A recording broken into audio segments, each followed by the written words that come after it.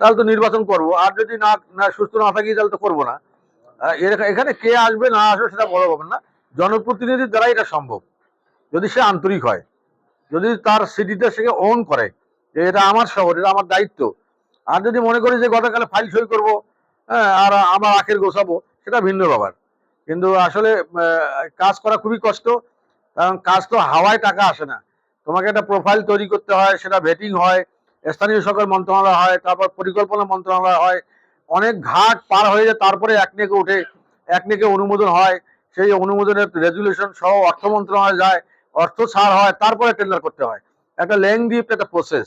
হ্যাঁ, এটাকে অনেক যারা তার প্রতিষ্ঠানকে ওন করবে না, তাদের প্রজেক্ট হবে না।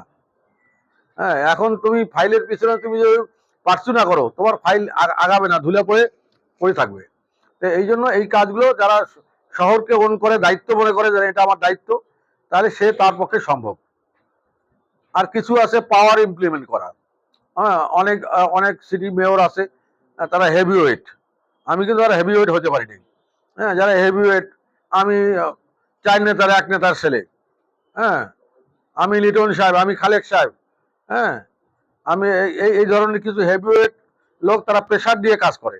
আমরা কিন্তু ওই রকম প্রেশার গ্রুপের, আমাদের যে যার কাছে শেল্টার নেব, তাদের কাছে আমাদের গুরুত্ব খুবই কম। হ্যাঁ, যার কারণে আমাদেরকে পার্সু করে ছাড়া অন্য রাস্তায় আমরা কাজ করতে পারি না।